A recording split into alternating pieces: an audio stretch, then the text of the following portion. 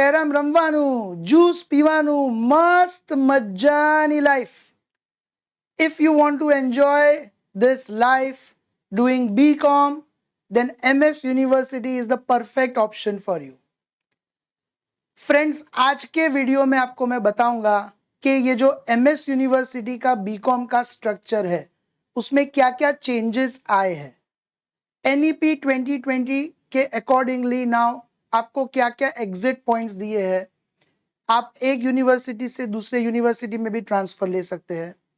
Plus आज के video में मैं आपको ये भी बताऊंगा कि आपका सेमेस्टर वाइज सिस्टम कैसा है, क्रेडिट सिस्टम कैसा है, क्रेडिट पॉइंट्स कैसे होंगे, मार्क्स आपके कैसे कैलकुलेट होंगे.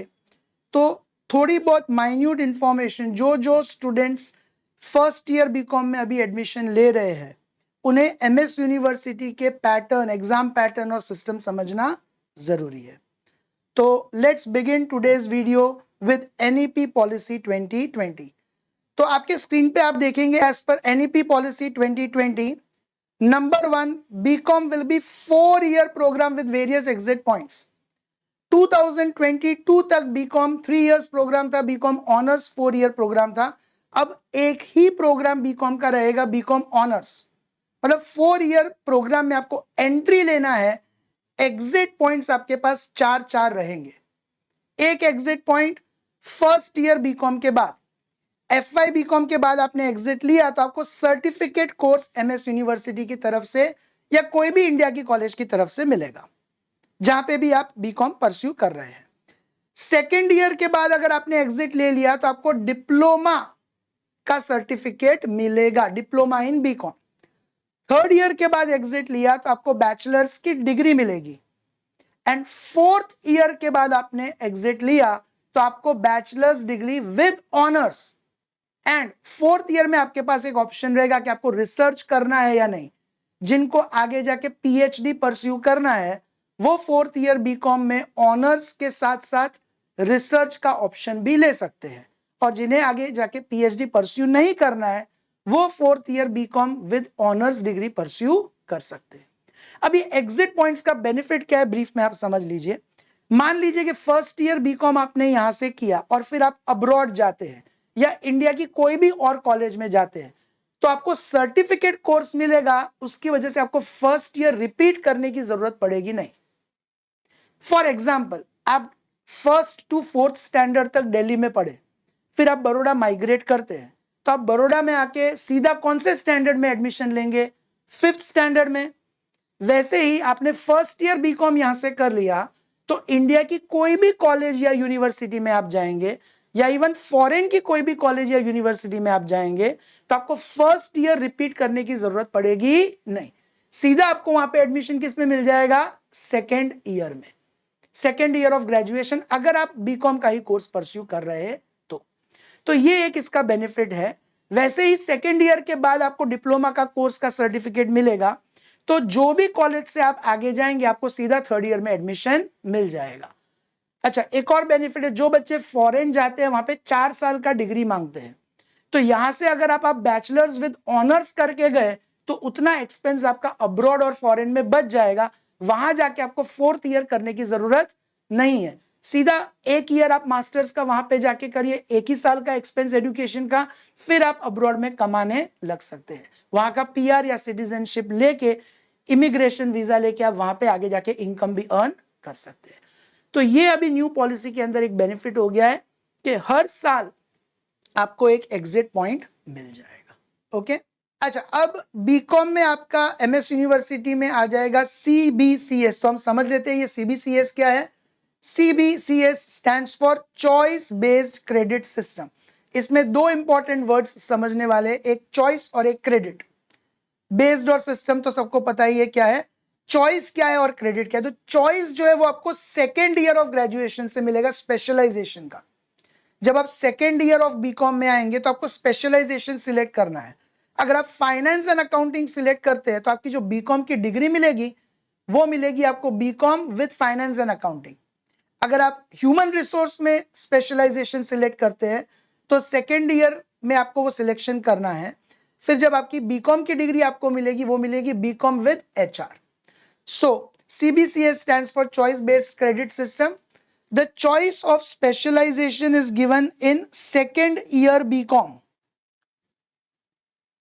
Okay, the choice of specialization is given from second year of BCom. Each subject of every semester is allowed some credits. अब ये credit system क्या है? Choice based credit system. तो बेटा आप लोगों को 12th स्टैंडर्ड की मार्क्स जब मार्कशीट मिली तो आपको कहीं ना कहीं ये लगा होगा कि अकाउंट्स में मेरे बहुत अच्छे मार्क्स है, स्टैट्स में अच्छे, इकोनॉमिक्स में अच्छे, ओसीएम में अच्छे, पर जैसे ही इंग्लिश, गुजराती, कंप्यूटर ऐड किया ओवरऑल परसेंटेज गिर गया।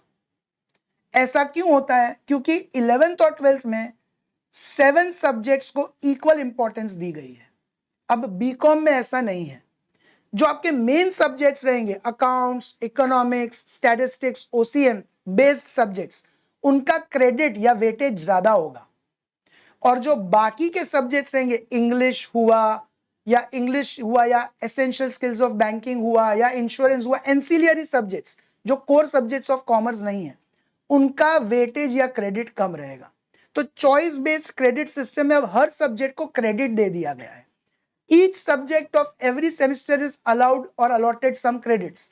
And ये credit क्या है? Credits are like weights on the basis of which weighted average of marks will be calculated. तो 11th 12th में simple arithmetic mean use होता था, अब बीकॉम में आपका weighted arithmetic mean use होगा for calculating the average percentage, average marks. ये मैं आपको नेक्स्ट स्क्रीन में एक मार्कशीट के एग्जाम्पल से समझाऊंगा। इन शॉर्ट आप इतना ध्यान रखिए कि अकाउंटेंसी, स्टैटिस्टिक्स, इकोनॉमिक्स और ओसीएम जैसे जो मेन सब्जेक्ट्स आएंगे उनका वेटेज ज्यादा रहेगा, उनके मार्क्स का वेटेज आपके ओवरऑल कैलकुलेशन में ज्यादा रहेगा, और जो बाकी के सब्जेक्ट्स है इंग्लिश वगैरह, उनका वेटेज या क्रेडिट आपके मार्क्स में कम रहेगा। यह है choice based credit system. Based on the subjects specialization selected in SY BCom, the final degree of BCom will be conferred to the students, जो मैंने आपको बताया।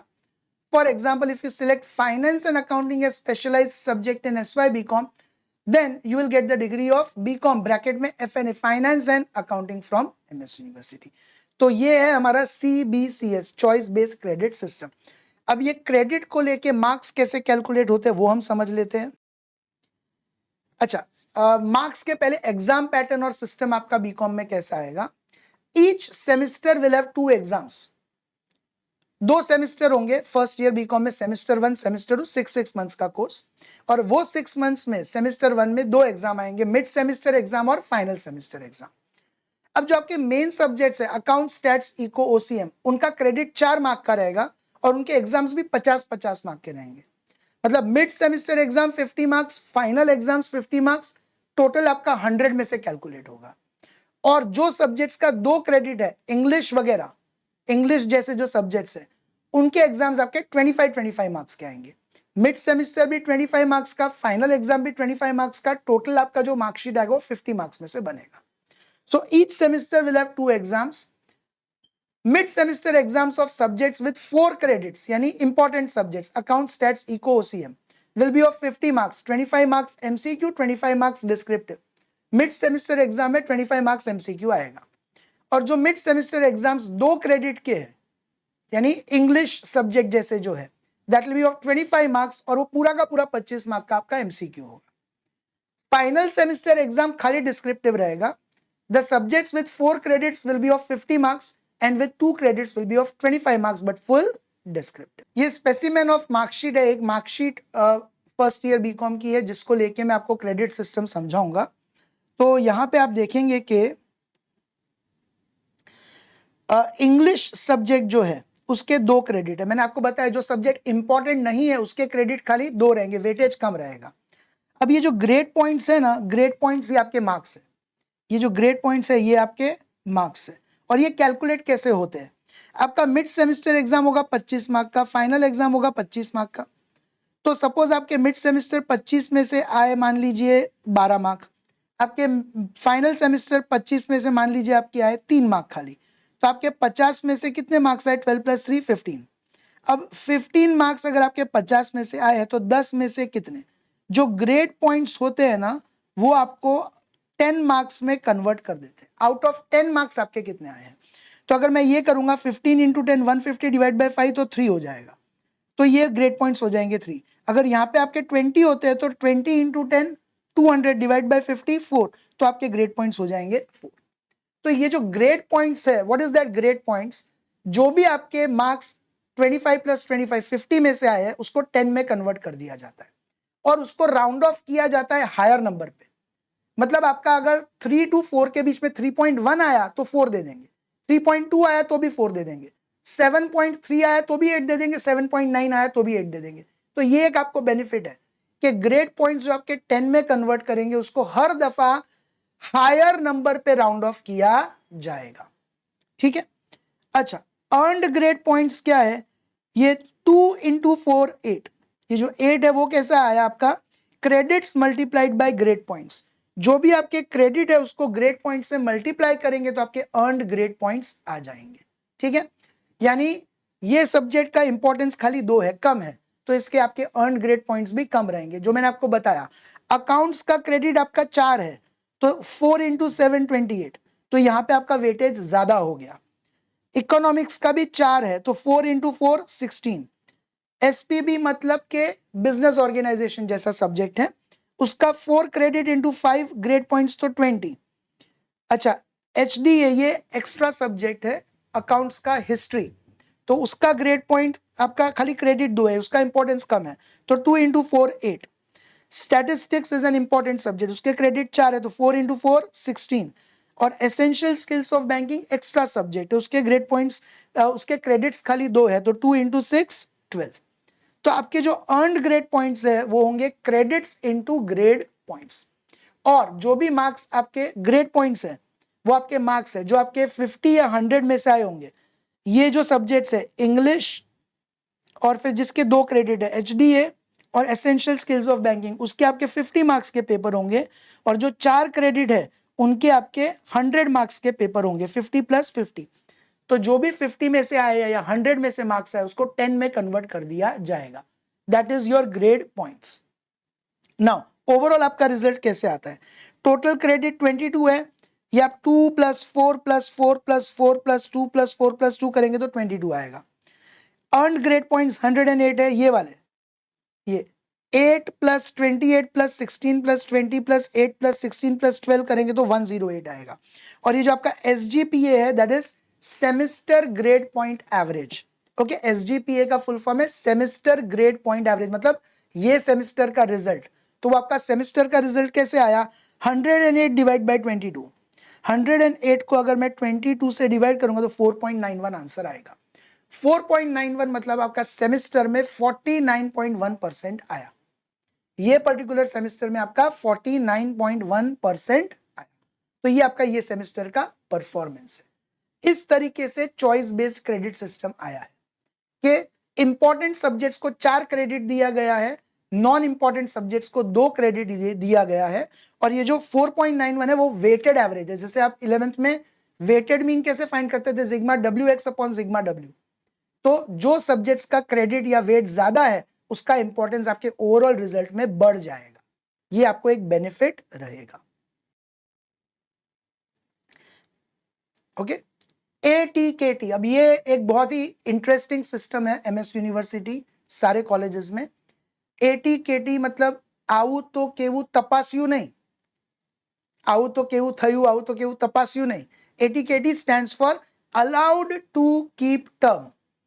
मतलब इन शॉर्ट बहुत ही अच्छे लैंग्वेज में आपको बोल रहे हैं कि बेटा आप फेल हो गए हो, पर थप्पड़ नहीं मार रहे, आपको कंबल में लपेट के मार रहे हैं कि आप फेल हो गए हो, लेकिन आप पे दया करके, तरस खा के आपको नेक्स्ट सेमेस्टर में, नेक्स्ट ईयर में प्रमोट किया जाता है। So you are allowed to keep term if you fail in certain number of subjects. तो वो सिस्टम क्या है? This is a system where students are promoted to second year BCom if they have failed in maximum 7 subjects out of 14 of both semesters of first year BCom. First year BCom में semester 1 में 7 subjects होंगे, semester 2 में भी 7 subjects होंगे। वो 14 subjects में से अगर आप 7 सब्जेक्ट में भी फेल होते हैं तो भी आपको सेकेंड ईयर बीकॉम में एडमिशन दे दिया जाएगा। लेकिन However, you have to clear all 14 subjects of FY to be promoted to TY BCom. यानी थर्ड ईयर बीकॉम के पहले सेकेंड ईयर करते हुए आपको फर्स्ट ईयर के सारे 14 सब्जेक्ट्स क्लियर कर लेने हैं. ठीक है, तो ये सिस्टम है एमएस यूनिवर्सिटी में, पर हमको यूज करने की जरूरत नहीं है. क्योंकि मान लीजिए आप 7 सब्जेक्ट्स में एफवाई में फेल हुए, तो सेकेंड ईयर में वापस 14 सब्जेक्ट्स आएंगे, तो आपको सेकेंड ईयर में 14 + 7 21 सब्जेक्ट्स पढ़ने पड़ेंगे. वैसा हमें करना नहीं है.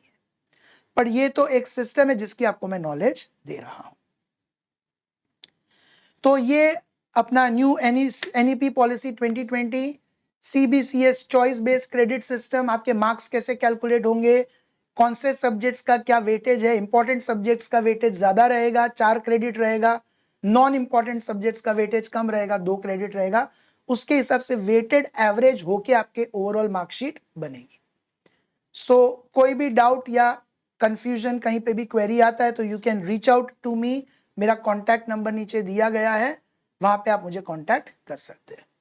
चलिए bye, take care, see you everyone.